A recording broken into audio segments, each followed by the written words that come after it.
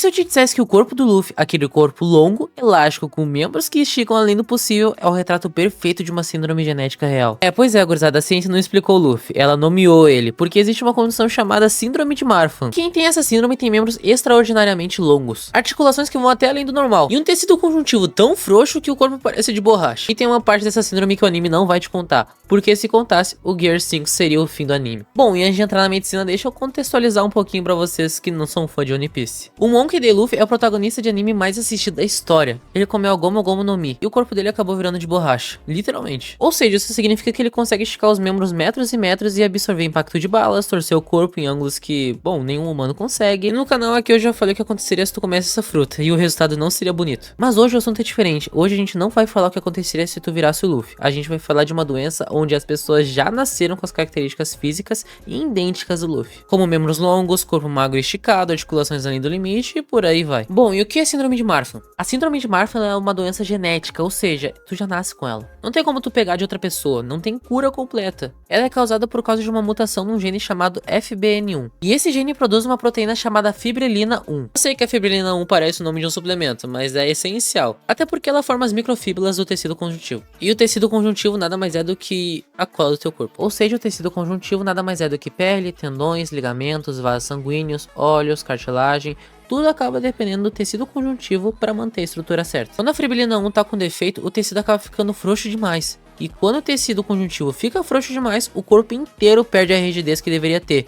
E é aqui que o Luffy aparece. Mas antes de eu te mostrar exatamente quais características do Luffy são sintomas reais de Marfan, e antes de eu chegar na parte que vai te deixar desconfortável com o Gear 5, se tu chegou até aqui já dá pra ver que esse canal é diferente. A gente tá literalmente juntando anime com medicina de verdade. Com a linguagem de quem entende do assunto, até porque eu sou médico. E se isso faz sentido pra ti, se inscreve, não custa nada e me ajuda muito, eu tô quase chegando aos 1000 inscritos. Enfim, vamos por partes. Primeiro sintoma clássico do Marfan é o que os médicos chamam de doliquinostenomalia. Acho que é assim que se pronuncia. Pois é, o nome é difícil, mas o conceito é simples, porque os membros são desproporcionalmente longos em relação aos troncos. Ou seja, quem tem Marfan tem os braços, pernas e dedos exageradamente compridos. E se tu acaba medindo a envergadura dos braços, ele é maior do que a altura total da pessoa. Isso acaba sendo o Luffy, porque em qualquer cena com ele parado, os braços chegam quase até o joelho. O segundo sintoma é aracnodactilia. Consegui falar. Tem um teste médico simples chamado sinal do polegar. Você dobra o polegar dentro do punho fechado e em pessoas normais o polegar fica dentro. E quem tem Marfan, o polegar ultrapassa o dedo do punho. E o terceiro sintoma é hiperflexibilidade articular. As articulações vão além do ângulo normal. Isso porque os ligamentos estão frouxos demais para segurar tudo no lugar. O quarto é o pior. Entre 50% e 80% das pessoas que têm Marfan têm problemas de visão. Tem um deslocamento do cristalino. Ou seja, a lente do olho sai do lugar. E se tu for reparar, o Luffy tem aqueles olhos enormes. Coincidência? Bom, talvez. Mas aqui é o médico que tá falando.